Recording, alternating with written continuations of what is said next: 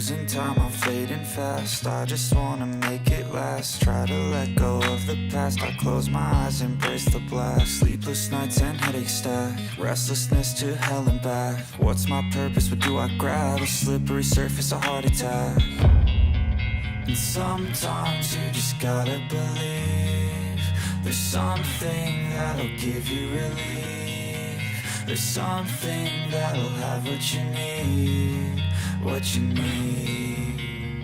We're broken, it's tragic, we're not all elastic, but maybe there's magic, believe you could have it. And I know of sadness, the anxious and panic, the infinite vastness of all that is blackness.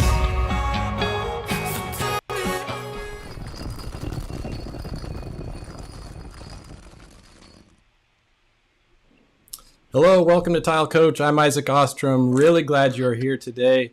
I have Jamin and Jamel. Am I saying it right? Chanel and Jamin. I'm sorry. I knew I was going to butcher that. Yeah. All right. I got Chanel and Jamin, and I want to jump right into it. So, Chanel, how are you doing, guys? Tell me a little bit about yourself. Where are you guys located, and what do you guys do? What do you specialize in? Me, you. Yeah, make me talk. Actually. So we're in Seattle, Washington. Make sure I'm in the frame here. Tile setters, obviously. We've been tiling over 20 years together. Wow, very cool. We're both CTIs, the CTEF, the Ceramic Tile Education Foundation, and we are Washington's only NTCA 5 Star designated company. Okay. So there's room for growth. We need more 5 stars and qualified labor, and Seattle, just like most states, are looking for as well. Yeah, awesome. And Chanel, you are an installer. You install, right? I see on your Instagram you do a lot of installing. Yes, correct. I've been installing since I was 17. Wow. My dad did tile, and so I kind of grew up in the tile world and wanted to do makeup instead of tile, obviously, and that didn't work out, so I stuck with tile, and it's grown to this. And I also do design. Very cool. Right on. Yeah, I think most of the Instagram world knows Chanel because, Jamin, you're not in a whole lot of the videos yourself. It's mostly Chanel, right? I have a face for radio, I've been told. That's so cool. Right on. All right. Well, I want to introduce the audience to one of your Instagram reels, and then we'll talk a little bit about it. Okay. Great. I'm imagining the music playing. No, I'm kidding. Yeah, I know. It's more entertaining, but. Mm-hmm.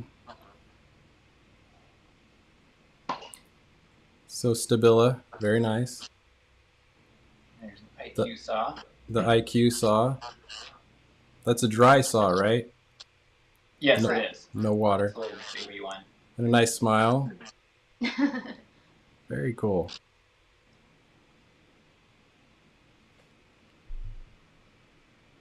And then I think that's it. So. Yep. All right. So Chanel, do you want to talk a little bit about that project? What you guys were doing? Just a little bit about it. That's actually a project that I designed the whole house. So Okay. that means I picked out the tile, the slab, the hardwood, the hardware, the lighting, the plumbing, the carpet, the paint, like everything that goes in a house. Mm-hmm. But we also install for the builder all the tile in the house. So I design and install the tile in the house for the builder. And this was one of the most recent houses that we did, and this was just a typical like tub shower, and we just did some 8x24s right there, and just used the monolith to score cut, all our kind of dry cuts that don't show, and on the back walls that get covered by the side walls. So we use the monolith, and then we use the IQ saw for the rest of the cuts, so we don't have like a water saw on the job. Oh wow! So no wet saw on the job at all? No. Oh, No, we've wow. been doing that probably for the last like 3 years. We've not used a wet saw in a while, and it's been really nice. Okay. Yeah. And I'd say, sorry to jump in, but this project, especially as we get into the winter, it was kind of later fall when we were doing this, and a lot of the hardscape was done outside. And so, not a lot of places to clean up in Seattle weather. Obviously, a lot of rain, a lot of cold. So, it's kind of a blessing to work with a dry saw or a snap cutter as well. Yeah. In our climate, just it makes all the difference in the world. Yeah. Here in California, I never even saw snap cutters on jobs except for doing like little 4x4, 6x6 bisque ceramic. Those were used by the setters, but everything, any porcelains were always cut with a wet saw. And it's getting the Montolits and the better snappers are starting to come into our market a little bit. But for the most part in California, if you go on a job site, there's a wet saw set up. And yeah, it might be because of the weather. We did a job in Tahoe, and I bought an IQ saw specifically just for that one job because it was wintertime and water was going to freeze, and so we bought it. But it was I wasn't really used to it, so it was kind of hard to get it chip free and just the whole different part of it. I was like, when we're done with that job, I said, no, we're going back to wet saws. So it took us a couple jobs to get dialed in with it for sure. Yeah, we had a lot of dressing the blade and making sure like it wasn't so chippy. The speed you're cutting as well is different. Yeah, but we've gotten used to it and we like it a lot. We like, for the most part, most of the chips aren't as bad as as they seem. Yeah, you dress the edges anyway of the tiles, so they kind of disappear. Yeah, you hit them with a sandpaper, sand pad. Yeah. Yeah, I think we kind of like the cutters too. The score cutters are nice because you can just have them right next to you in the bathroom if you want. Yeah. Where you're working, it's just really close. You don't have to go down the hallway if there's a saw down there. So it's worked out for efficiencies for us. Yeah, and so do you guys design your tiles based on what you know will work good with your tools? Because you said you get to design and pick tiles. Does that come into consideration at all? Yeah, but I don't know if I base it off my tools. I base it off just the design of like the space and like the area. And one of our recent projects, I used a lot of smaller tiles like 4x4s or 5x5s and 2x8s and stuff like that. But we used, on the job, the score cutter and the IQ saw a lot on that, and it worked out perfectly, I feel. Yeah, a lot of our just projects. Because it's a lot of small tiles, and I didn't have any problems with the chips on the IQ saw for all those small tiles, so it was just a really good use of like tools for small tiles, like the score cutters and the IQ saws and like. Yeah, I'm super excited if we can just bring the baby IQ and don't have to bring the big saw. If we figure a way to work it. Actually, in one of our reels, we kind of showed on this project, we had 24x24 tiles, but we only had the small tools there. So on one of the videos you might have seen, Chanel does a score cut, and then she grinders out the little corner for an L cut and just snaps it off. Okay. So there's creative ways to make the tools work well for you. Yeah, but I'm not really like designing specifically to accommodate. Yeah. If I need a big saw or a small saw or not. But you're a true designer. Yeah, you're a true designer. True designer. Make it hard on the tile guy, even if it's you, right? Yeah. Very cool. Yeah. And something about that video I was going to mention to you. I think that's the first video that I edited myself. Okay. The first video I had help, friends had done it and reached out. And I decided, I'm going to take some footage at work. And I literally just walked through the job every few seconds. I took 10 seconds here, 10 seconds there. And I was able to link them all together. I could see how I would do it different. I might have sped this part up right here that you're watching so it wasn't such a long transition to get to the level. I'm learning those little keys that people don't want to sit and wait. They want it faster. Yeah.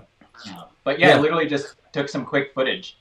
So did you edit it on Instagram Reels, or did you edit it before you put it into Reels? Okay. I did it all on Instagram Reels, and then shortly thereafter it was kind of nice because they added the function for time lapse or speeding things up or slowing things down. Okay. They've made their platform a lot easier for editing, for sure.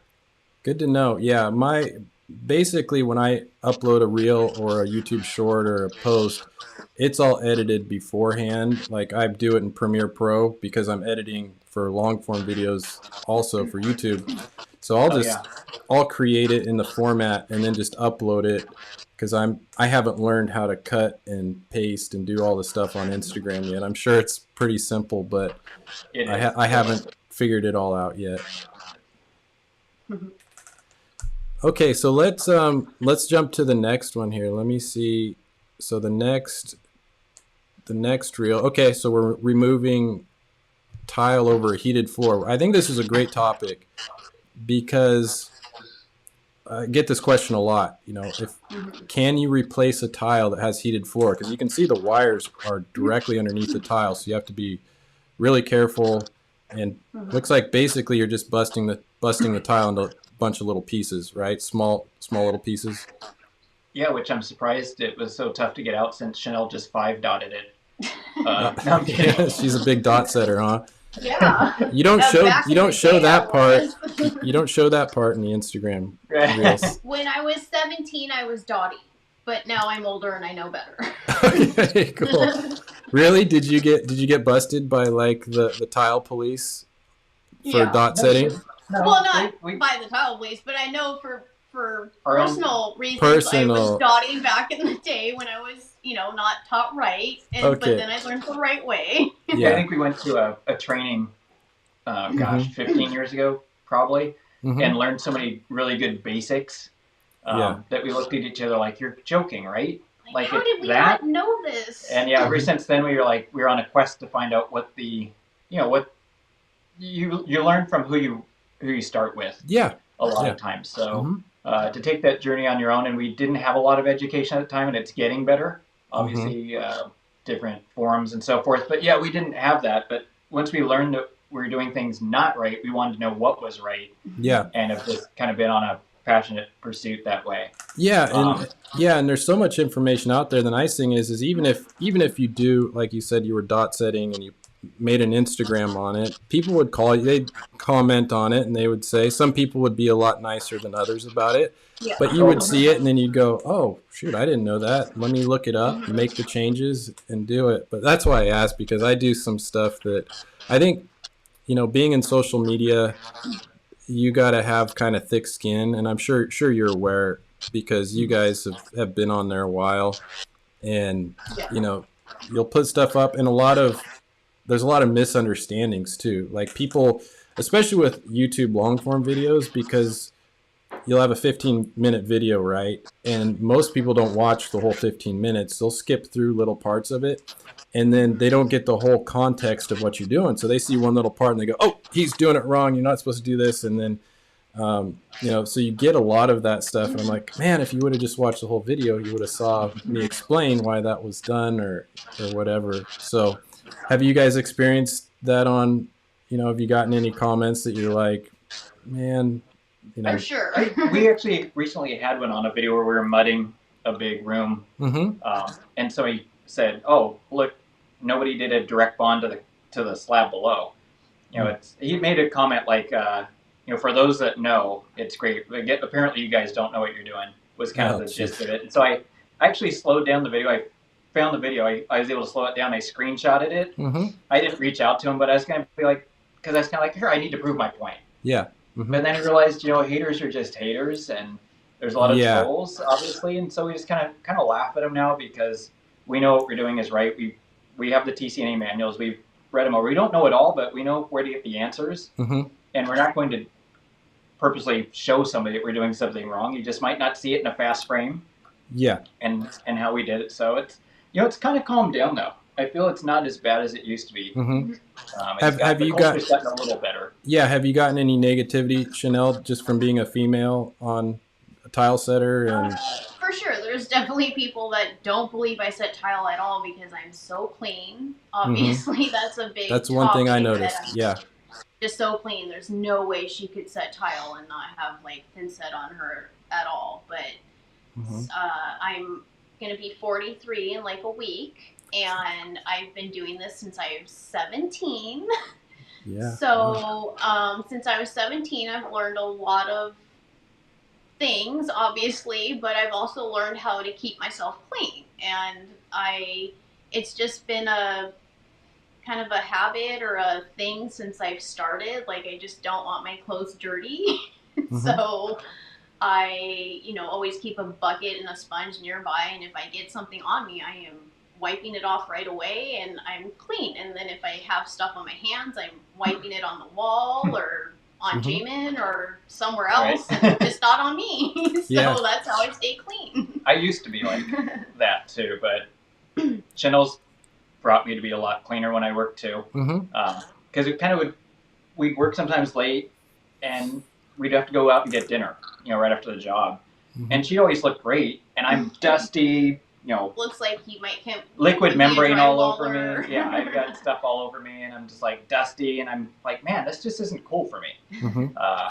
So I've gotten better at it, and I appreciate now being cleaner when I go out into the world after work and so forth, that you don't have to be sloppy or a slob about it. It's just the nature of how tires do stuff. Yeah, I was taught, when my setter that I learned from was an old Sicilian guy, and he'd been in the trade forever in the San Francisco Bay Area, and that was one of the things he taught me. He's one of the marks of a pro is they don't look like a slob. They can do the same job, same amount of time, but they're just not getting it everywhere, including on their face and the walls and everything. Yeah. And so I learned. What's that? It's control. Yeah. And also, just if you get some, like, I'll notice if I get a little bit of thin set on my pants or something, I'll grab a sponge and just clean it off as I go. You get a little bit here or there, and it's pretty easy to do that. Gotta look fresh. Yeah, I get it. No, you got to look good for the Instagram reels too. Yeah, right on. So how long have you guys been together? A long time. Like I said, I'm 43 in like a week, and I'll be 30 next week. Yeah, you look. Yeah. We've been married this last November, like a month ago, like 22 years. Wow. So we've been together for a while. She's stuck on me. That's awesome, because it's kind of rare. I don't know if it's there's a lot of small business owners that the wife is involved, but you guys are doing it together, and we're 24/7, like working together, living together, play together. Everything we have a lot of similar together. Hobbies and sports. It's crazy. It's 24/7. We're together. That's but rad. It works. Yeah, because if the house is big. If she's upstairs in the primary and I'm downstairs in the basement working on, it's nice to have a little gap, but it's just our thing. Yeah, that's rad. Yeah. Did you guys meet in high school or just after high school? It was after. After? Yeah, after I moved up here. Sean already lived up here and met through a mutual friends. So, and it was before tile? You guys met before you were doing tile? Or were you guys both already doing tile? She was already doing tile. I was doing you tile already doing since tile. I was 17. And yeah. Jamin was a... So I have several different backgrounds. Exotic male dancer. No, I'm just kidding. So I was... Chippendale. Unemployed. And unemployed at that, right? Yeah. So I was in construction management straight out of high school. I project managed for GC. And then I left that, and I'd grown up as a competitive junior tennis player. And so I ended up leaving the project management and got into coaching again with tennis and did that for about 10 years. Okay. Traveled with some really good athletes, and it was fun. And then I moved to Washington, and I got into tile. I always had that taste for construction because I grew up with it. And I was able to kind of blend the project management with our business, and I think that has really helped, in communicating with project managers on site or GCs, because you kind of get the sense of there's a big envelope here, the whole project, or my hands are over here, not just tile. We kind of have an idea of what's happening within the house, so if we see something, we can bring it up, or we can mention. Since I do design, we have a lot more input, like on the whole projects that we're kind of doing. If I'm designing it, we. Yeah, we have that, and that ability to communicate well and get it with the GCs and the leadership that has a certain path, the way the schedule has to fall. We kind of get it, and so we can kind of work with them and be cohesive. Yeah, that's awesome. I just think it's really cool. Yeah, my wife and I, Marissa, we got married in 1998. So we just had Very 24 close. years. Yeah, Yeah. and I'm 45, so I'm just a little bit older than you guys. But yeah, No, you're pretty not. similar Oh, well, paths. Damon's a little older than me. I'm Okay. 52 over here. Oh wow, you look good, man. Solid. Thank you. Yeah. Right Camera. I did his makeup tonight. No, I'm just Right. kidding. Oh, that's cool. But yeah, I think it's a good example, your guys' story that it's possible to do that, to have a husband and wife team. I think it's really valuable. I think it adds a ton of value to your clients, that you're a team, you guys work together. It's a tight knit thing, and I've found that clients really want to support that. At least the clients that most of we work for, they're like, oh, husband and wife, this is awesome, because you can kind of talk to the husband and wife clients together, and it's just kind of a cool thing to have. Yeah, and I get people that want to get into the trade and kind of do uh, similar stuff to what we do, and when they say that their wife is on board to help them work, I'm like, oh man, you guys are you're gonna do it. Like it's so I know for myself, I couldn't even come close to doing what I'm doing if I didn't have my wife helping. Like if she was working as a CPA or accountant or something, who had like a corporate job, there's no way that I could have made this work the way I do, just because I have her support. And yeah, we do everything together too. It's awesome. We see each other every day. She's in the office and we hang out, go to lunch together.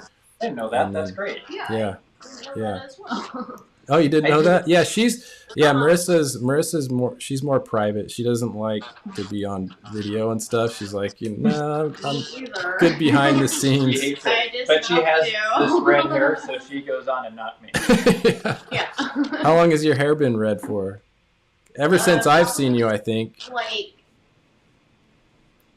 13 years, I think. Wow, Well, the same. actually, I've always had a little red streak, Uh-huh. but I've been solid red since probably 13 years. Okay. And now I can't see myself going back to ever anything Right. else. It's very cool. It's a good trademark. So one question Mhm. that might come up on that last video Mm-hmm. was, why are we removing the tiles? They didn't look that bad. Oh yeah, we need to talk a little bit more about that. Sorry, we got sidetracked. No, it's okay. Let me put it back It's fine up here. to bore you with my life. Yeah, no. Okay, so yeah, so why did you have to remove this tile? So there, you can kind of see the weedy board on the wall right there. That Mhm. little return got added.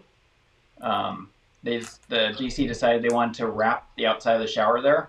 So And like so the PMs had to build that back in. I guess what was going to happen, the base would have covered our cut okay. because the base is pretty thick, but our tile, when it changed to being tile, it wasn't going to cover at the base. Okay. Because we had planned on baseboard there on that transition. Mm-hmm. And so because it wasn't going to cover it, we decided, let's not fudge it. Let's just take it out. But we knew it would come out in a lot of little pieces because we had good coverage. Fortunately, it was just a few days old, so it hadn't really cured completely, I guess. Yeah, that's always a tricky conversation, huh? You go like, should we remove it? Should we not? Like, if there's waterproofing under it, right? If that was like a shower floor, you're like, I know, I think we can do it, but And is I it knew where the worth? cables kind of were. I think we had pictures, from before, like where we ran the cables. And Oh, you knew where the cables Yeah. were. So I knew where it so could be. that was helpful. And we had to be Mhm. careful. And just, obviously scraping that last bit off the top or sanding it off and Mhm. not hitting those cables is key. But yeah, they came out really well. We were pretty fortunate. Yeah, that's I've actually had heated floors where one of them, the shower door guy drilled right through it. Actually, I've had two that shower door guy has drilled. One was on a bench top and one was actually on a curbless shower. And even though we had given the locations, actually one of them, it was a guy who didn't speak English, and he didn't. We had a note, and we said, "Do not drill here." and he thought it said to drill there. Drill here. So he sunk it right, bullseye, right through the heated floor. And it was, yeah, it was Schluter. And so they have a repair kit. They probably all have a little repair kit they can give you, but it's not easy. It's like doing surgery, and the splice is big. You got to figure out how to get the splice under there. So yeah, some of those things are pretty difficult. Just smash it with into a bunch of little pieces, right? That's like, so if somebody has to remove a tile on heated floor, that's pretty much your method. Yeah, knowing the time frame that it had been in there, knowing where things were, knowing where I could hit on it with a hammer, and knowing that we had good coverage because she helped set the floor, and I know how she sets, obviously. So, it didn't come out in 2 or 3 big pieces. Like 2 or 3 dots. Yeah. You know what it's like when you take out a full coverage tile. You just break into a bunch of little pieces. Yep. Yeah. And so we take that as kind of it's kind of nice to see that it works. Yeah. We did that one section right, at least. Yeah, I think the membrane, the uncoupling membrane probably helps a little bit too, because there's some air in there, and it probably is a little easier to bust it up. I think it's probably easy to get them into little pieces. Gotcha. So you get 736 likes on that. Is that a pretty good video for you guys? Do you pay attention to that at all, or? We do. We definitely look at our analytics. That's probably one of our top videos. Is it? I think it's in the high 80,000. For us, that's a lot because we've only got about 12,000 followers. But we were pretty. That's why I kind of wanted to feature. Like, somebody must like. Yeah, there's something about it, huh? Yeah. What do you think it is about? I feel like the tips are the ones that get the most views or comments or I think activity. So too. But that takes a lot of time. In filming, we're obviously working, bidding jobs in the evening, ordering materials. There's a lot that the grind. Yeah. And so to take time. Every day we're trying having to put the camera just put the camera on every day and film as much as we can film.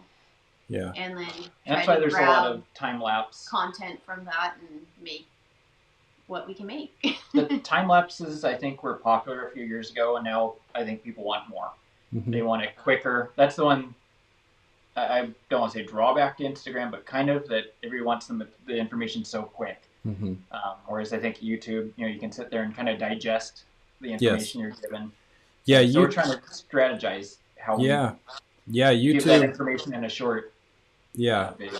Yeah, it is. Yeah, I had a coaching session because I do online coaching for people too that need help on their projects, and I was talking to him, and he said, I really like your videos because how you take the time to explain everything, and which is totally counterintuitive to Instagram or TikTok, where you got to just show fast information. You start talking about something and they just swipe up, right?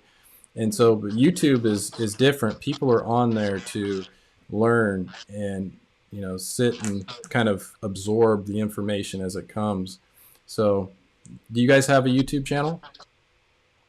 Working on it. I would suggest it.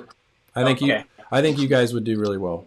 I really do. I think the YouTube platform would fit your guys, your content, your style, your togetherness, really well. I think it would do good. Thank you. I think we're going to go down that and work on more educating. And that's something that's, as being a coach, coaching, it's enjoyable to give, some paths, maybe some information that somebody didn't have, and to see them flourish with that information, and to do well, it's very rewarding. Yeah.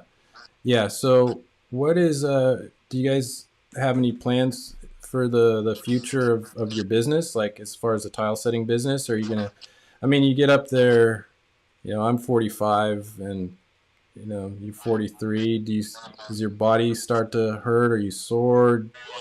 I'm just starting to feel the soreness just a little. Jamin maybe a little more for than the last me. 10 years. And we did have a staff. In the past, we've had staffs. Okay, so you've had people that did the work for you. Educated them, got them through, and got them CTI certified. Oh wow, okay. Yeah. We're very into training and educating and giving, giving, like, we didn't see the guys that worked with us as employees. We saw them as team members. I think just team members, men, women, whatever they were, and they need a path in their life a little bit and some help. And so to give guidance and to see them do well and be excited about it was fun. It was a 24/7 grind for the two of us, and we decided to take a step back and say, hey, do we want to scale, or do we want to get back to work? Because neither of us likes to be in the office. We both like to work. When we had employees, it was, like Jamin said, 24/7, and I was designing, installing tile, doing payroll stuff for the employees, doing all the office, paperwork that you have to do, and it's not fun.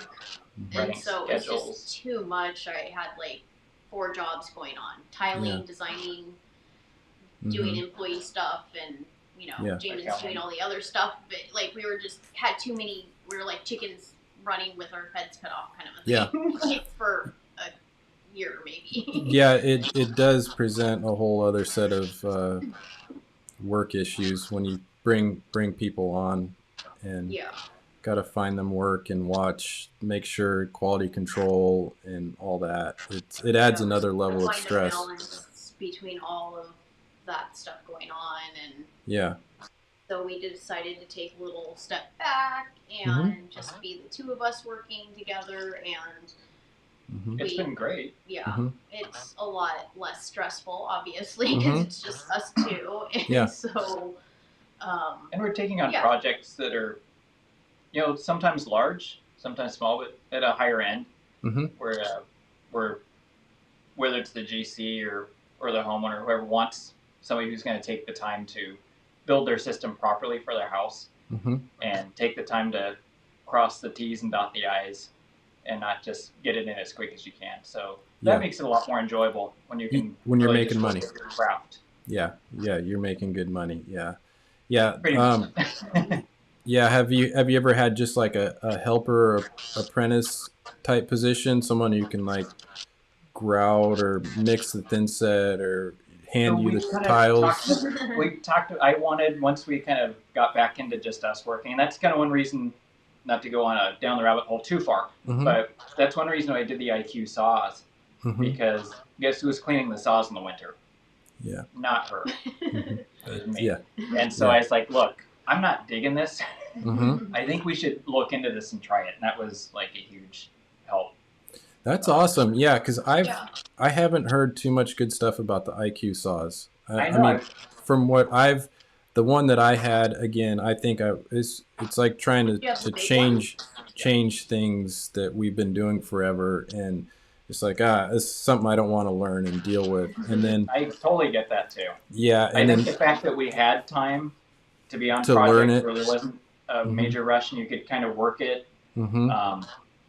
And Chanel has a great eye and hands. Even like we have the small one, and she'll cut 36-inch long rips with a plank, like a half-inch off, and just take the table off for the day. I just follow that line on my tile and just. So we make it work just so it's convenient. To be honest, we enjoy, I don't know, making life a little easier. Yeah. Very cool. Have you guys get our hands dirty? Yeah. Have you guys ever thought of having like a design showroom, maybe sell materials or jobs out of like a showroom location? Have you thought of it? I mean, or no, not really. I think it's come up in discussion. I feel that we've learned that we love not being so attached to something that we have to be there for. Yeah.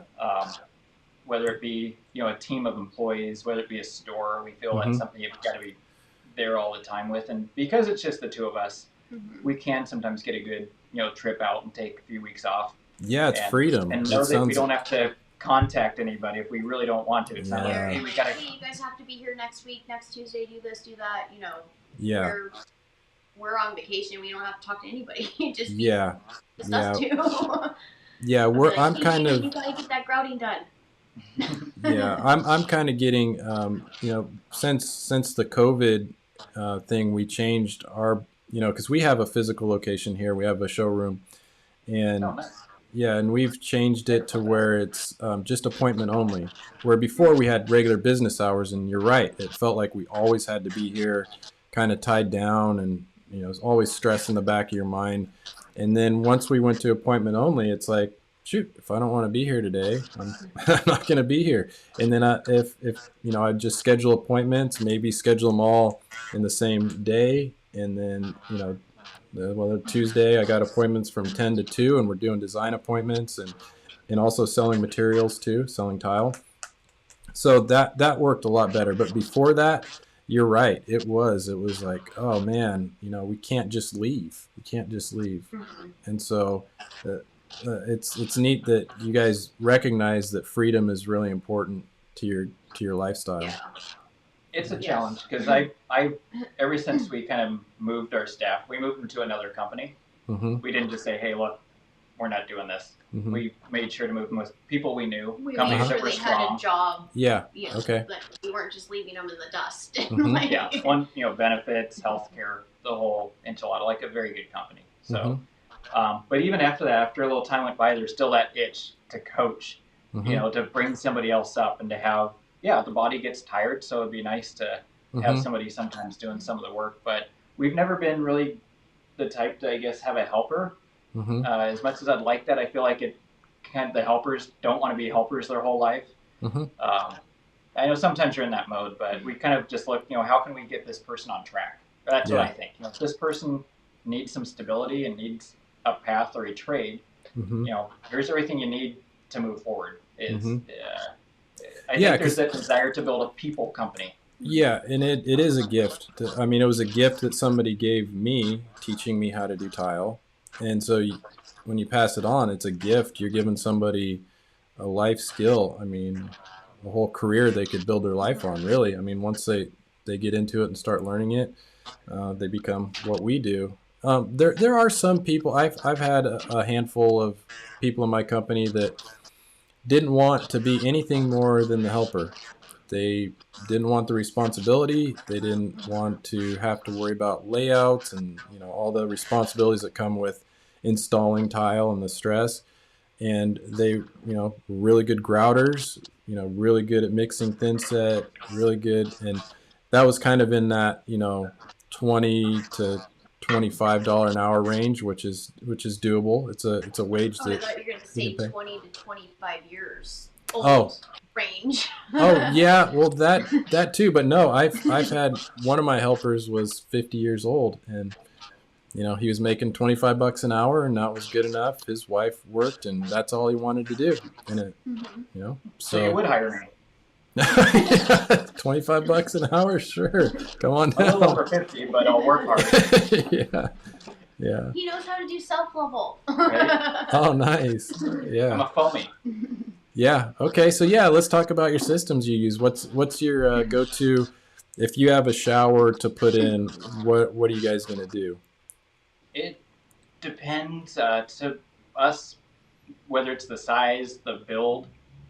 We kind of feel each job is a new science project, and we kind of don't take one entity or one, I guess, manufacturer as a one-size-fits-all, because I think there's better options sometimes depending on what the bathroom what the layout space is, Mm-hmm. and what your transition heights are. Like there's a lot of Yeah. nuances that I think we decide, okay, we think this is going to be the best system for this project. Mm-hmm. And so I think it's important to be versed in as many as you can be. Mm-hmm. You know, obviously what's available in your local market too is important, but we work with all the, the ones you've probably seen, obviously, it's Weedy, Schluter, Ardex, Latticrete. We've worked with all of them, and I haven't used a lot of mopping systems, but we feel they're all really good. I feel most manufacturers have the same pieces, just in different packaging for the most part. You can find them, but we do like to single source when we can, if possible. So if there's any questions, it's nice just to call one rep. Yeah. And say, hey, well, I've got you on the phone. What about the floor? What do you think about this? We're using your product here. Can we do this? Because sometimes, obviously, the job site isn't a controlled space like you have in a training. Yeah. Where the training where everything's straight, plums, or whatever, it's a different environment. So that's how we make the selections, as far as our specifications. Yeah. That makes sense. Yeah, some people get tied into like one brand. You see, it's almost like their football team or something. This is I'm Team Schluter, or I'm Team Ladecrete, or I'm Team Weedy, or Team Ardex, and I think that limits. I think it's very limiting. Because when you guys started setting tile too, there weren't systems like that. It was Odie, Coraloy, Duroc, or whatever, mud. We did mud here, hot mop. So it wasn't like there was brands to really get behind. So I've always had the same thought process. Well, I'm going to use what works, not really tied into one manufacturer, because it kind of limits you. I'll even mix them and match them. You guys are probably different because you're NTCA, CTI, but I'll mix whatever. It all works for the most part. If you know the products, and you have to know the products, obviously, and you can't just say, hey, this will work right here. But if you know what's going on, you know what will work. And, sometimes that's what you have in the garage. And sometimes maybe you're on a project and the budget's a little tighter. So it's like, hey, let's use what we have. We can do this. And we'll hodgepodge it a little bit. And there's nothing wrong with that. I think a lot of manufacturers don't want to say that. They want you to use their whole system. And it makes sense. And we try to, when if it makes sense again for just information. If there's ever a warranty claim, it's not 2 people or 3 different companies go, no, it was this guy. It was their membrane. It was their thin set. That's kind of the reason that we see it as valuable. Have you ever had a warranty claim that you've had to deal with? I'd say we've had a callback in the past. I'd love to sit here and go, we've never had a callback. And we've had callbacks for some, when we weren't siliconing all the 90s back in the day and stuff like that. I'm sure we've had tiles that didn't bond that great back in the day. But we're fortunate enough with a lot of the homes that we've worked in that we haven't had a lot of callbacks. And as much as I'd like to take that as, it's me, sometimes people sell their house. Yeah, most of the they time. only live in it for a few years. It's, people aren't staying in their homes as long as they used to. So that may be some reason that I'd like to think that we're just great installers and we don't make mistakes, but that's not true. Yeah. I'm sure they're out there and they just didn't call us. So. Yeah. Have you ever had any warranty with like a system, like a manufacturer that you had to call and say this didn't work or? No, we've been really fortunate. If we run into any issues during, we usually will stop and call and get an answer from their technical. Because if I have to wait a day, that's better than coming back and taking 3 days to tear something out. Yeah, and that's awesome. So we'll try to, if there's time in the budget, obviously it's always tricky. There's what you want to do in the perfect world and what we have to do to get the job done sometimes too. So we just try to leave ourselves without too much out there that could be a problem. But I'd have to say we're in contact with the reps a lot on practically every job. We just double check and cross our T's and dot our I's on every job and, kind of talk to the reps about like what we're doing and just making sure, it's good to go. Yeah. We do. Yeah, especially if we haven't dealt with something before. I don't know it all. Yeah. I've learned a lot, and we know where to look and get answers, and I think that's the key, because you can't memorize everything. Yeah, and no. You don't want to. And frankly. things change. Even manufacturers change their recommendations over time. So, yeah, you kind of have to stay on top of it. Yeah, Sure. I think here in California it's a little different because people have been in the trade a while. Like I said, I've been used to doing things their own way, pretty much, without the help of manufacturers reps or whatever. So there's fall back on the TCNA methods, and they go, well, if it shows it in the method, we'll just do it and roll with it. But when I got into doing like the heated floors and certain things, those materials that I wasn't used to doing, and I definitely would call the reps and be like, hey, can I do this or that? And it's funny, a lot of the times the answer is, well, it doesn't say you can do it, but between you and me, it's gonna work. I can't say that, but yeah, it's good. It'll work. Well, and if they know you and they know what you're qualifications are, Yeah. they know you're probably not going to butcher it too bad, and that you're going to try to do the best. Yeah. Yeah. And my experience with it too is even if you're doing something and it's your fault and you do it wrong, say you're putting in a Schluter system and something happens, if it goes wrong, it might not be a warranty claim where they're going to pay for the whole thing to be redone, but they're going to try to make it right because you're a good customer. They want to leave a bad taste in your mouth, so maybe they give you like a couple rolls of Detra or something or whatever to help soften the blow, because they don't want you to take a loss on stuff using their product, even if it's even if it's your fault. Yeah. Mm-hmm. And that's nice. And I think those relationships are really important. Mm-hmm. And more should reach out to their manufacturer reps. Yeah. Okay. Yeah. Just keep that education stream going. I kind of feel like people just don't reach out to them that much. I feel like they don't get used how they should. Yeah, I'm on the phone with them all the time. I mean, just because I want to know. Even if it's like, we hey, are their best friends. And I was going to say too, with different systems, we moved to the foam when the foam started coming in. Obviously, we used backer, hardy backer. Mm-hmm. All our shower pans were mud pans. And then as efficiencies, we started doing projects where there were more and more projects for us, and we started realizing we need to get through these a little quicker. Mm-hmm. We had changed when Weedy first came into the States a long time ago. When Mm-hmm. we first saw it, I was like, wow, this would really be a good time saver. Mm-hmm. And so learning that system was neat. We've used a lot of it. And we've just recently on a few have done some mud pans in a big room that mudded with some friends, and it was fun. And we're like, wow, we haven't done this in a long time. Maybe we should get back into at least mud in the pans. Mm-hmm. That Yeah. was probably the first time we did Mud in like 10 years, maybe. 10 plus years. Really? Yeah. Yeah. So it's Yes. kind of like a little weird again. But Mm-hmm. So are your weedy pans, are they like custom size? Do you order them like to the size you need, or is most of it off the shelf and you can just cut it most is to needed? nominal. Yeah. And that's kind of what we were saying about building the system to the size. Sometimes we'll be like, okay, to use this system, we're going to have to graft a piece in, or we're going to have to mud the back section. Won't we use this system because this will work better? Okay, I got We're you. not cutting into that smile. You're cutting too much of your pan, you're getting a big smile on the bottom. So. Yep. Yeah. And that's, when I was up until probably like, I don't know, 5 or 6 years ago, I was just anti-foam everything. I was like, no, like it just. I get it. Yeah. I really do. Yeah. And we would float it. But as my channel has evolved and I have such a wide range of viewers on YouTube. It's different than Instagram, where most of the people that follow me on Instagram are pros in the industry. In YouTube, the viewers here, like we have 900 people that have been on this live stream right here. There's a wide spectrum. There's DIYers, there's people who, just doing their very first tile job. There's the handyman type. Then there's the professional tile installer. So I got a wide range, and so I want to make videos that are good for everybody.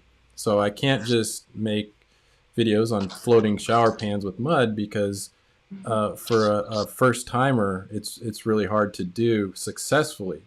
So I want to give them something that they're going to have the biggest chance of success with, and that's usually a foam pan.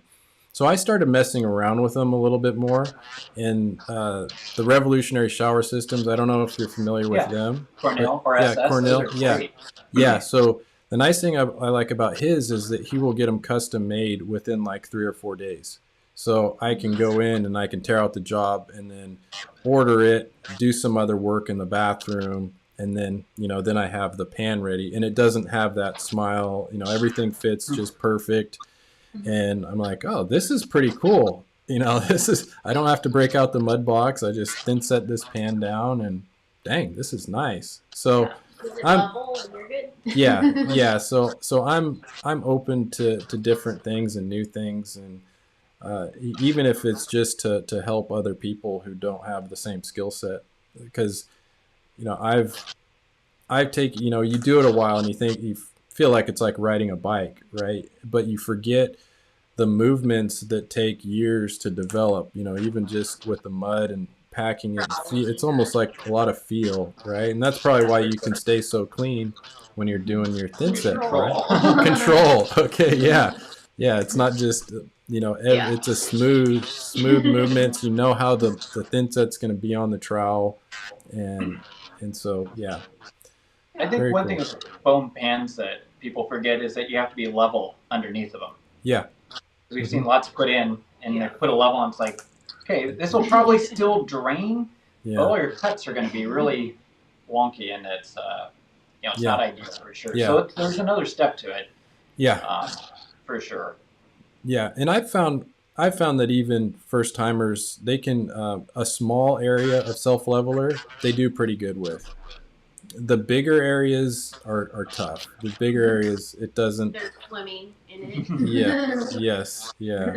Like I have a few self leveler videos, and people always make a comment. They go, "Oh, it's supposed you just pour it out, right? If you have to move it around, it's not self leveling." I'm like, yeah, I guess you got to do a little bit. You got to work it around a little bit so it settles and does its level. But on a little 3x5 or 4x4 section, you can reach and just kind of move it around, and it'll end up pretty level.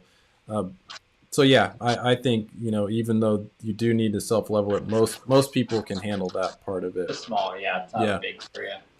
Yeah, but the big areas are tough. Big areas of self leveler, there's a lot to it. It's not. That's my favorite thing to do. I think. Is it I love Jamin leveler likes for some reason. mapping. I love floors. mapping floors. like getting measuring the shims to get Getting out exact the laser. heights? Screws. Like we Yeah. have one that we're doing right now. This is a different system that we've ever worked with. Mhm. It's radiant tubes with sleepers, and we're using natural stone, so to get the deflection ratings, all that fun stuff. And the floor was all over the place. Like Okay. from one side, it was just literally all over. And so it took a lot of mapping, and I just think that's fun to be Mhm. able to hit all those spots, and when you're done, to have it, almost perfectly flat, and hit your transition points. It's just fun. Yeah, it is. It is cool. I like doing it. I made a YouTube short. I think it was about 8 months ago, and it has 10 million views on it. It has more views than any video I've ever made, and it's a self leveler video. And I think it's just cool, the whole liquid whipping it up and the pouring it out. There's something about it that's like it's cool. It's a good part of the job. I like it too. And I was thinking about the pans, the mud, because I understand the mud guys that not only do the pans but do the walls and just the craft and the artsmanship. And I don't have that skill set. We can do pans pretty good. I think we could learn it. We don't do it very often, but I don't know. I liken it a little bit to maybe acoustic guitar and electric guitar. They both have their places. Yeah. Mm-hmm. Some work in other genres of music better. Some work in these better, or it could be recording devices for that matter. Some people like the sound of the old reel and tape. Yeah. Compared to the digital, but they both have their place in the industry, and I think they're both good. Yeah.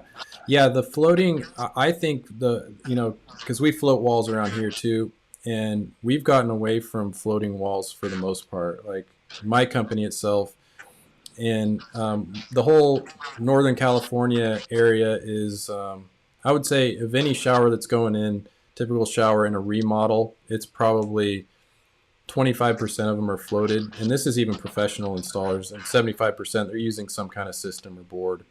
You go down to Southern California, and it's probably more like 75% floated, walls and everything. Yeah, Southern California is still very floating everything.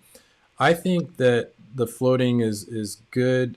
It's good in a new construction atmosphere where there's plywood floors and the job site's kind of still messy, but going into like a finished house with carpet, if you're in a master bedroom, floating the walls it's pretty messy. And then around here we do hot mops, and so I try to stay away from hot mops too for the same reason. You're stinking up the house, and there's just other ways to do it. But I have a good friend, Ron, one of my best friends around here, and he has a production company. They do track houses, and so they're doing, he has about 20 guys, and they just go house to house to house. They'll finish a whole house, all the tile work and all the bathrooms in 3 days, and then move on to the next one. And that's like 3 or 4 bathrooms. They just knock it out, and everything is hot mopped and floated. And so they have like this just production system. And you would think, because everybody thinks like floating takes longer, it's harder to do. And he said there's no way I would change. It's the reason I do it is because we can do it so fast. Because they staple up the wire, they float it, and they'll set the walls all in the same day. And so How there's thick is the mud usually that they're putting up on the walls? Like, so in Northern California, we mostly do one coat floats, which is done over like dense shield backer. So the drywall hanger will go in, and the hot mop will be in, and the dense shield will be hung. And so we go in, and then we staple up our wire, and then float about a ½ inch. It's about a ½ inch thick. So, if you have a typical, 110 square foot shower, you're probably looking at like 12 50-pound bags of wall float mud. So that's about, and then in Southern California, they do a 2-coat float. And what they do is the hot mop is in, but they don't put any backer on the wall. They don't put dent shield up. They put paper up, like roofing felt paper, and then their wire directly to the studs, and then they do a scratch coat. And then they let that dry, and then they come back the next day and do what they call the brown coat. Brown coat. And so that float is typically like about 5/8, 3/4, where ours is only a ½ inch. We're using less mud than they do. But yeah, it's kind of weird that there's different. Northern California, Southern California have different methods too within our own state. What's interesting though about that, Isaac, is that they have an efficiency the way they do it. Yeah. And I'm guessing that they get them pretty plumb and level. Yes. For mudding. So they get it dialed perfect.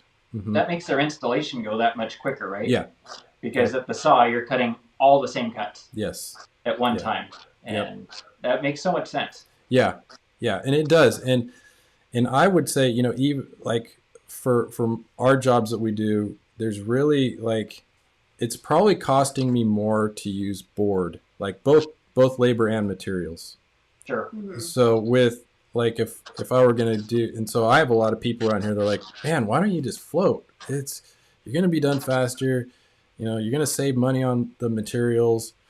And I'm always just like, I don't know. It just seems like old and I don't know. And also, yeah, exactly. And so the other thing is it's very difficult to float walls or, walls or big floor, as you know, without help. And so most of my tile installers are working on their own. And so I don't want to have to get, two people just to help mix mud. And because, floating by yourself is really difficult to do. Whenever you see it, you probably see that everybody has a helper when they're floating walls. Mm-hmm. Sure. Mm-hmm. Yeah. Probably need somebody to mix. And I think, there's the other art form too is shimming walls. That's not just simple. Yeah. Oh, yeah. To shim walls up to get them plumb. It's still takes quite a bit of craft and skill. Yeah. Depending how far out they are. Yeah. So the floating with the screed strips, it's just we do it so fast. It's we put a coat of mud on, put our strips in, bang our level in, get them done. Yeah, and then fill in. And I did a live stream competition with Joe Lima. Do you know Joe? Yeah. So Joe came up and we had a float competition back in August, and it was really cool. We set up modules and we had two 4x4x8 walls. So it was just like a corner shower 4x4, and we floated them. And I think I finished a couple minutes before him, but I think it was, was it like 26, 28 minutes or something? And we had help. We had a helper. But that's going from, just straight wallboard and, putting the wire up, getting everything floated, screeded, cleaned off in a perfectly plumb square wall. Well, his was a little more square than mine, but very, very close. That's awesome. Yeah, I was off like an 1/8 inch or something, but very close. It's a really good method. Most of the guys that I know that do float, even if they don't do it all the time, they're really glad that they have that tool set if it's required. Because there are times when I look at something, I go, man, this would just be better. Let's just float this thing. Let's just float the walls and do it. And but for the most part, we're not floating walls anymore. So how successful have we been at putting 900 viewers to sleep? Is what I'm wondering. Oh, this is We're awesome. down to like 15 viewers now. This is a great live stream. I'm looking at the stats right now. We have average view duration of 3 minutes and 21 seconds. So people are staying on, hanging out, and yeah, it's really cool. Yeah, if you think about, I mean, I love these live streams because I'm actually, I don't think you can see the comments, but there's live stream comments, people talking. No, it's good. I haven't seen anything mean yet. Let me get on there. And I always just I always envision, like, being in a room full of, well, right now there's 61 concurrent that are on here, but there's been a stream of almost 1,200 people now. So you think about being in a room with that many people, it's awesome. This is cool. rad. Yeah. I love hanging out, and I kind of feel like I get to not get to know, but I see a lot of the same people that join up on a live stream, so it's cool. But no, you guys doing great. This is a good live stream. I've enjoyed rapping with you. Thank you so really much for fun. inviting us. Yeah, you're welcome. You're welcome. So good luck and everything. I hope maybe we meet in person I hope so. someday. Sure. Are you going to Vegas? For Tice, Is that the surfaces? yeah. I don't know. We're still up in the air too. Yeah. We're not Mhm. sure yet, but maybe. We got asked today too. That's why I think it came up. We're Yeah, like, I wonder if somebody we should asked make us it today, this like, year. are you guys going to Tice? Las Vegas? I'm like, Yeah, not yet. Yeah, I don't know. Good possibility. Yeah, I like to I don't know. I do a lot of Depends on stuff. work. What's that? It depends on work and if Yeah. we're Yeah. on a job and like we have to get this done or not. Yeah, and I do a lot of stuff. I text installers. I interact with a lot of people on Instagram and stuff, and I've met a few people in person. So I guess it would be cool for that. I'd like to network and see people, but yeah, only if only not, if it come to works. Seattle. Yeah, how is it? You guys have you guys been up there your whole lives, or We are both from California. really? Southern Cal. We're Californians. Okay. I moved up here when I was probably 13 or 14 from Laguna Beach and did not want to leave Laguna Beach to go to Rainy the Seattle. country in Washington and Port It wasn't Orchard. Seattle. It wasn't Seattle. It was the Yeah, it was very country. It was like one grocery store in the city, and it was Albertsons, and that was basically it. And I went from like Laguna Beach to very country with one Albertsons store, and that was. Yeah. I loved it. I didn't like You it. loved it, yeah. I thought it But was now just- I like Seattle, and I'm here, and it's all good. Yeah. Yeah, I don't- we probably drove by you a month and a half ago. We drove down to Southern California. We drove Okay. down to Bend for a wedding, and then all the way down, and didn't Mhm. realize there's so many people on the corridor that we could have seen. Oh yeah. California is. I mean, it's such a huge state. It's almost like, yeah. I mean, on the east, People. yeah, on the East Coast, like if you were to drive from say Sacramento up here to LA in 9 hours, like on the East Coast, you could go through like 7 or 8 states. Yeah. And we're still in the same one.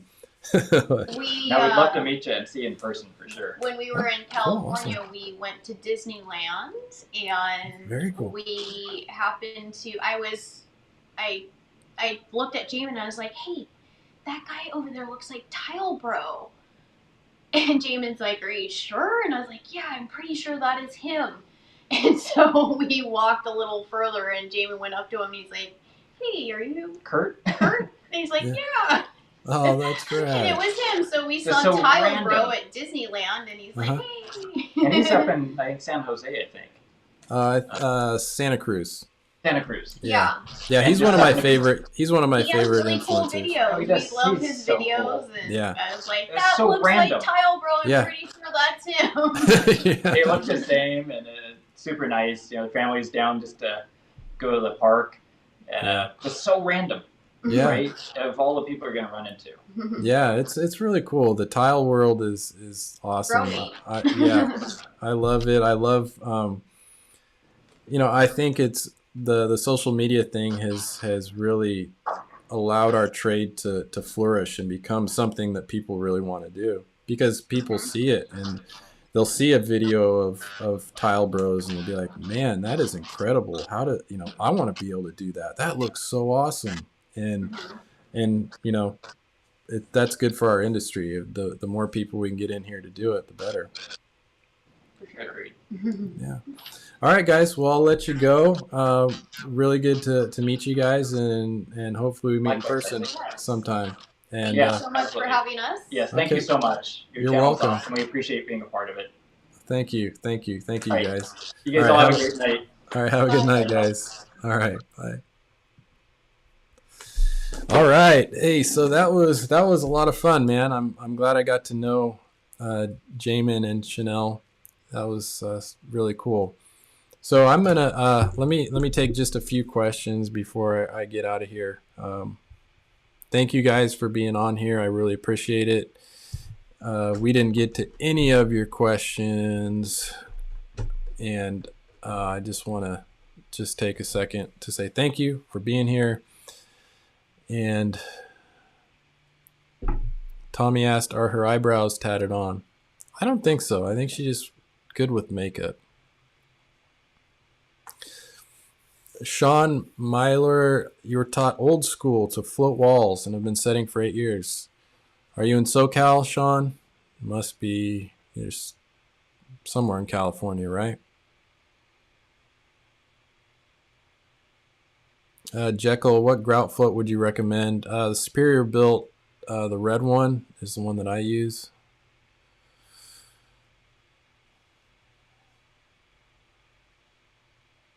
Let's see.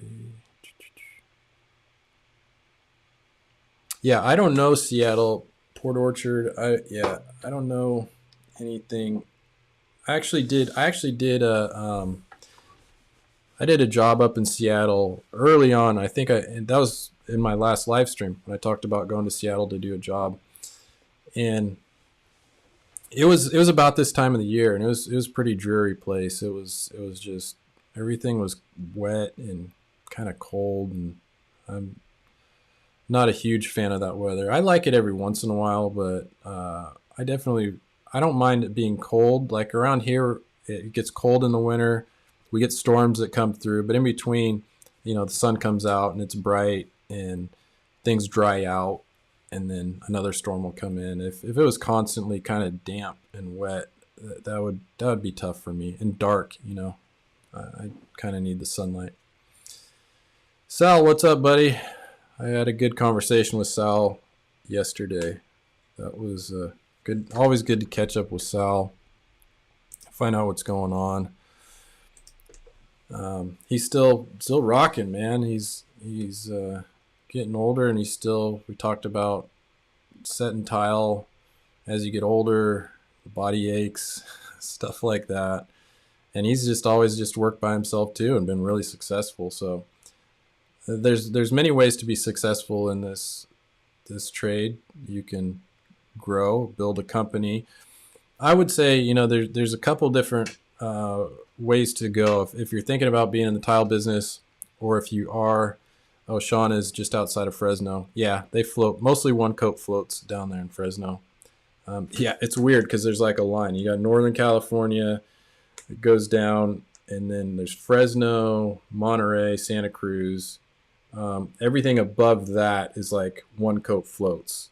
And then you go south of that, you get into like Santa Barbara, San Luis Obispo, of course, LA, and then all the way down to San Diego. That's all two coat floats. So there's like this dividing line of one and two coat floats. It's kind of funny. But yeah, I was talking about Sal and how there's different business models that you can do to be successful here. You can be a one-man show, and that's one way to do it. And the way Sal is managing it is now that he's older and he has a little bit of shoulder, knee issues that he's dealing with, he just works shorter days. he picks the jobs. He's been doing it for so long. He picks jobs that suit him well and he wants to do and are close to his home, and he puts in 5 or 6 hours and goes home, comes back the next day and does it. You can go from that to, maybe a company like mine where I have 4 employees right at this moment, and I rarely do any of the work by myself unless I want to, and I'm making a video, then I'll jump in and do some work. That's another way to do it. And I felt, we're in custom residential remodel. So I feel if you try to get any bigger than that, it becomes pretty difficult, and it's a headache to manage. Kind of what Jamin and Chanel were talking about there, that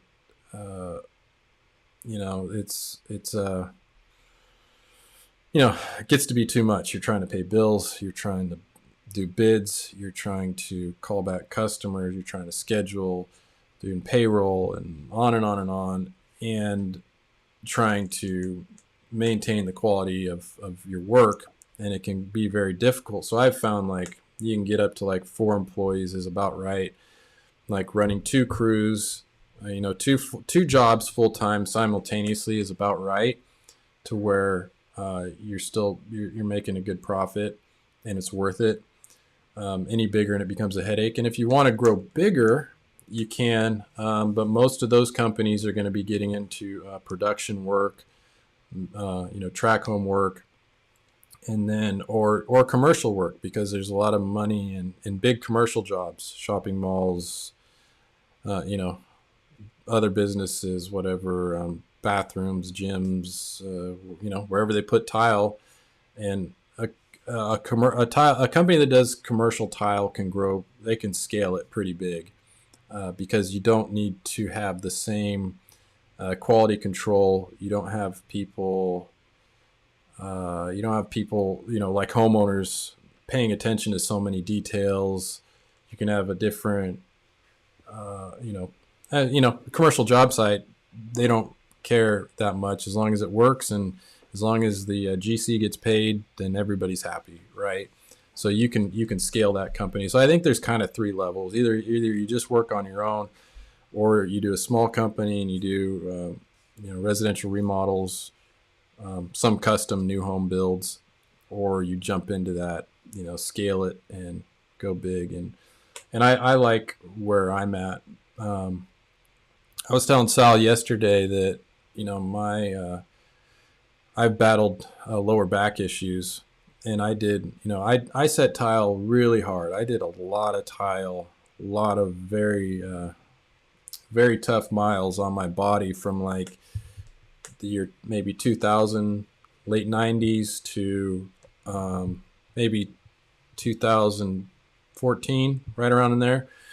I set a lot of tile, self-employed, just went for it basically as hard as I could, and my body paid for it. And so now I value not having the aches and pains, because when my back goes out, my back is just like I get spasms, and it's just horrible.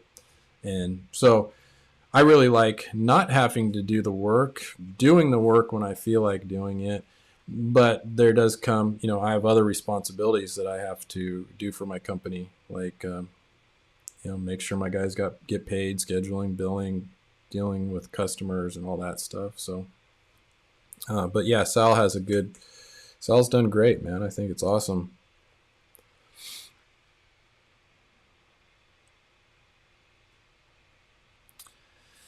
In places like mall floors, do they install each tile individually? That seems like it would take forever. Yeah, the tiles go down one by one. Our local shopping mall here, the Westfield Galleria here in Roseville. It's all marble, just miles of like 100,000 square feet of just marble tile, Emperador Light and Emperador Dark, and some other marbles mixed in. And I'm sure, I don't know the companies that did it, but yeah, they probably did really well on that job. But see, once you grow a company that's big, you can get jobs just because of the size of your company, and you're the only ones that can handle the scope and scale of the job. So if you build a company with 100 crews, there's only so many of those, right? There's only so many. And so, you're bidding against, maybe a couple other companies, or maybe you're the only company that has availability to do it. And so I know it can be very lucrative to go that route. I'm just not built that way, really. That doesn't really float my boat. I'm 60 now, bought a suction gadget called a Grabo. It sure helps with my old worn out shoulders, especially the larger format that's trending now. Still feel old at the end of the day. Yeah, the Grabo is a cool tile. I got that tool. It's pretty awesome. It's it's got a suction cup, so you literally just push it down, it sucks, picks up the tile. Yeah, because I've found one of the worst movements for tile setters, and I even have a little bit of it now because of the little work I do. This is such a softie now. Is from picking things up like this. So if you reach and pick up a tile like this, you're gripping it. It's really hard on your tendons in your shoulder and your elbow and your wrists. So it's so much better if you can grab something like this and just lift it up. It's a whole different movement as opposed to pinching with your fingers to pick up tiles.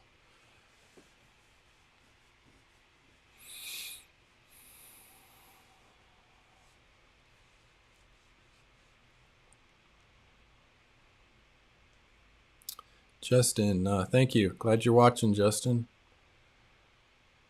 Sean, working on your own with no helper, floating and setting showers. Yeah, Sean. Hopefully you get a helper. I know it's tough to find, but yeah, maybe. Yeah, I don't know. Hopefully you can find somebody, because yes, floating showers on your own isn't fun. But that Joe Lima, the guy who I talked about in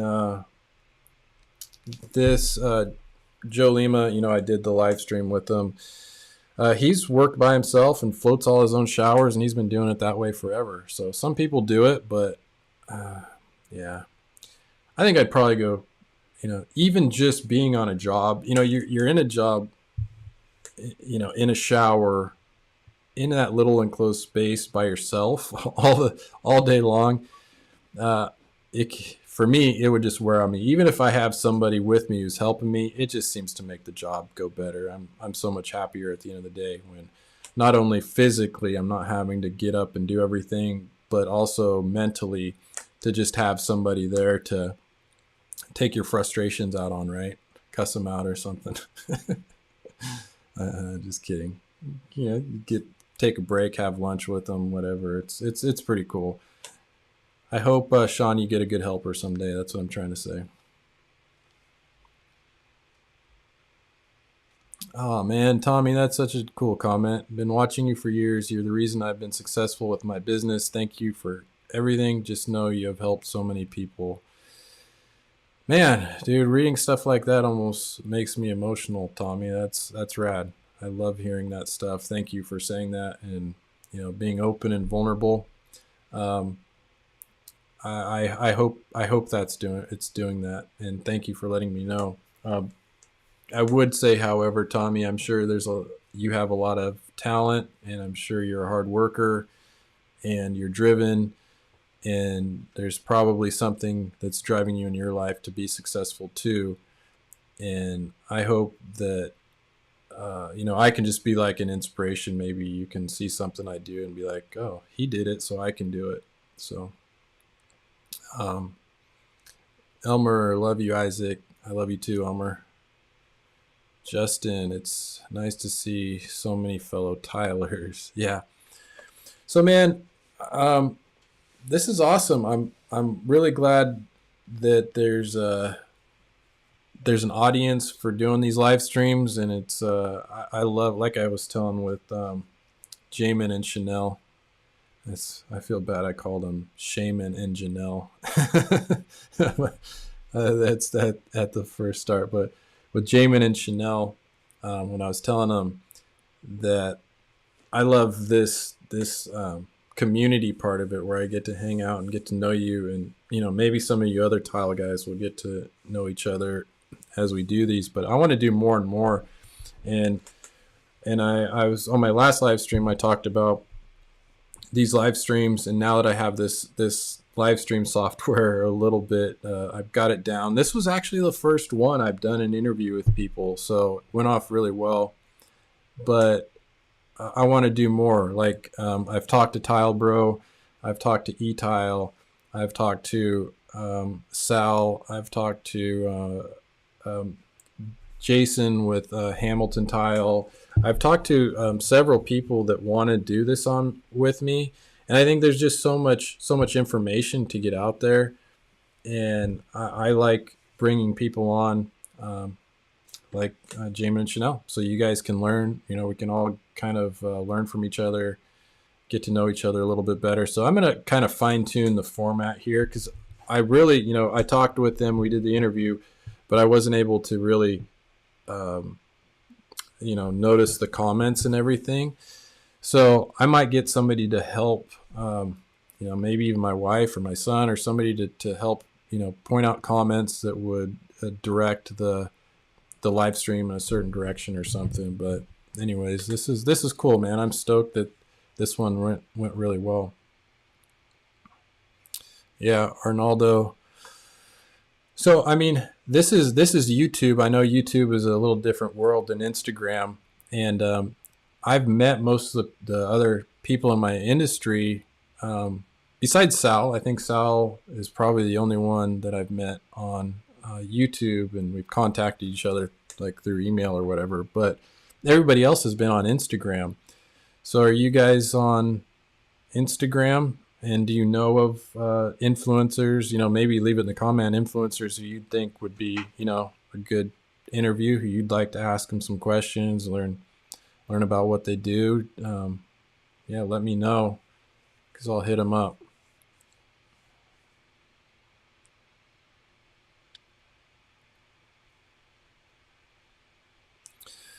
Let's see, 420 somewhere said, our Schluter drain grate and the Flow Effects drain grate, 2 different radiuses on the bottom. So I'm not sure exactly the grate. They're different. So the Schluter, so if you're talking about the Flow Effects traditional bonding flange, oh, actually I got one right here. So if you're talking about the round one that fits in the Curdy pans, this is a whole different. Even though the bonding flange is basically the same, this bonding flange will fit in the Curdy foam pans. This part, the grate carrier, is different. It's different than the Schluter, so they're not interchangeable. You could take the Schluter grate assembly and put it into this bonding flange, and vice versa, but the actual metal part of a Schluter grate won't fit into this, and the metal part of the Flow Effects won't fit in the round Schluter, if that makes any sense.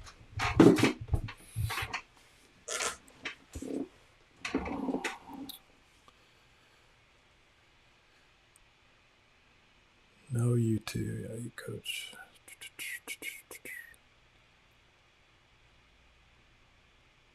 Yeah, I'm a YouTube as far as watching content. Like I follow, I don't follow very many people on Instagram. I'm not on there really to see much content. If I find somebody, if I see a video that pops up that I like, I might follow them. But most of them have been like friends of friends that I end up following, and I'm not there to really watch the content. It doesn't, I'm like I said, I like to soak in the information, so I would rather watch a YouTube video. I want to see the whole story behind what's going on. So like the TikTok and Instagram, it's not really for me.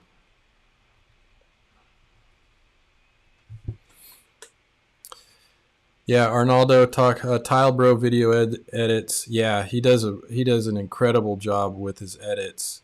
And yeah, we'll have to see how he comes up with those ideas. I think he's Tile Bro is just he's an artist. He's creative. He probably doesn't even know, it probably just kind of comes up. Like he's probably like, I don't know, those kind of artist people are just like, they get a vision of something and they're just like, oh, this will be cool, I'm going to do this. The technical editing part, he might have learned from something else and incorporated into tile videos. But it's not even just like the editing, like the motion editing that he does. It's the actual content of what he's doing it, because other people, I see people try to copy him too with his editing style, but the content isn't anywhere near what Tile Bro does. And the cool, and Tile Bro also, he's just a really good tile installer too. I mean, he floats like all the methods we were talking about. He floats walls. He can do a 2-coat float. He can do a 1-coat float. He can miter anything. He knows all the drill bits. He knows all the sanding, the polishing. So he's a really, really good craftsman. So that coupled like with his creative way of producing Instagram content, you put those together and it's a really good, he has a really good channel. And I haven't seen anybody really come close. I think E-Tile is somebody who has, well, not like stylistically, the way he shoots his videos isn't really that special, but his content is funny. He's very, I don't know, he's like really quick-witted. And I've played golf with Drew E-Tile, and he's actually a really good guy. He's a good person, and his content, but what I know about him too is he's really quick. He's got that like where he could just say a joke out of nowhere, and he's just witty. He has that quickness about him. So E-Tile's content, but he's gotten a lot better even in the last like 3 years. But because he came from the Pacific Northwest and he came to California, I don't know, maybe 6-8 years ago or something, and he basically learned California methods. And so now they do mostly 2-coat floats down there, and he doesn't do a whole lot of systems like which is kind of neat. I think being able to, if you can float walls, then you basically have all the tools in your arsenal, and I feel your opinion is a little more valid on what systems are best because you can do all of them. Whereas the guys who don't know how to float, of course they're going to say, well, I do board, but I think board is better. And then but they've never floated and they don't know what it's all about. But E-Tile is mostly doing floats. And so he's a little more skeptical of like the system, the Schluter stuff, and he's honest about it. I've seen in his YouTube post or his Instagram posts talking about like, well, yeah, when I float a wall, it's perfectly flat, smooth, true, square. Even if you put up Schluter, then you're putting all the patches on it. You're putting the band in the corners. You get an overlap, and if you're using a small tile, you're trying to straighten things out when you got these spots of buildup all over the wall. So, he's and he's not afraid to say stuff like that. He's not a people pleaser. He kind of shoots straight from the hip. And so that's why I would like to have him on here. I appreciate that. So yeah, I'd like to get E-Tile on here too. We've talked about it. It's hard getting people, to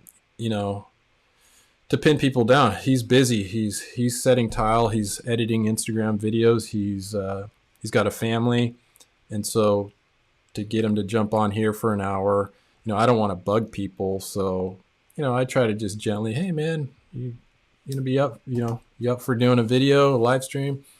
And so I think that'll happen here pretty soon, maybe after the holidays.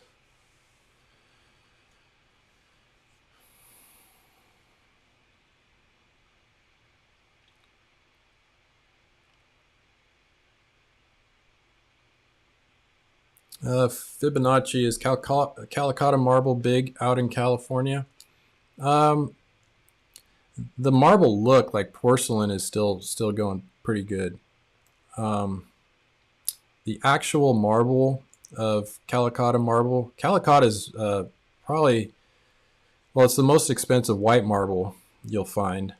I mean, even a 12 by 12 is probably going to run you like 40 or 50 bucks a square foot. So Calicotta is very expensive, the actual marble. And so most of the stuff I see up here is like an imitation porcelain, because the porcelain has gotten really good. I know it doesn't look like it. You can't, if you see a real marble shower, it looks a lot better than porcelain. But I think just the ease of maintenance has steered a lot of people away from using the real marble. You can have issues in shower pans with Calicotta marble. I talked about that on the last stream. And so it's not as big as it used to be.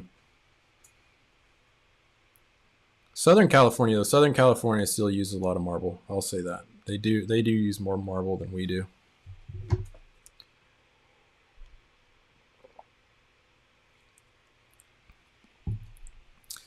Elmer, have ordered 2 shower pans from your referral from the guy in Idaho.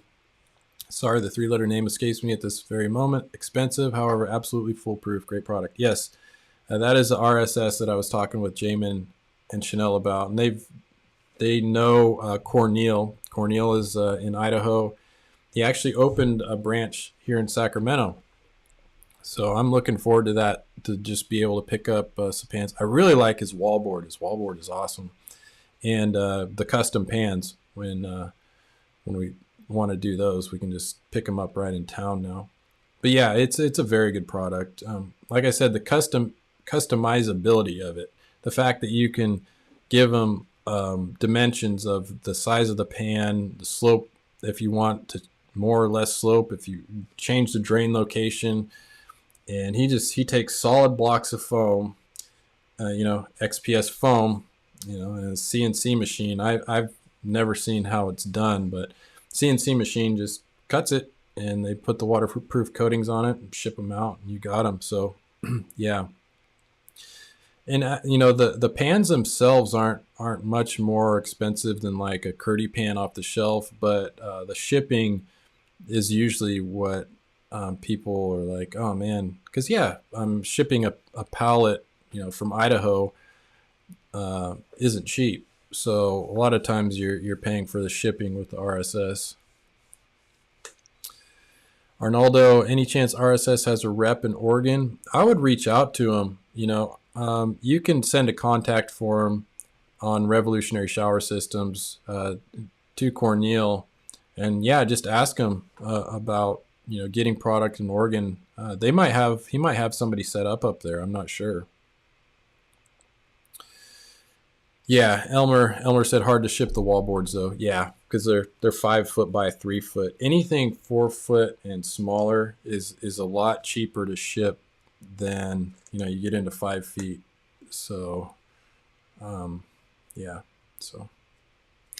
all right, guys, I've been rocking here for like a half an hour, so I'm gonna head out. Thank you again so much for being here. I have a lot of fun doing these things, and we're going to get better as I learn this software and just get more experience with these live streams and everything. But I really like it. Hopefully I can get one of these going like once a week. I think that would be rad.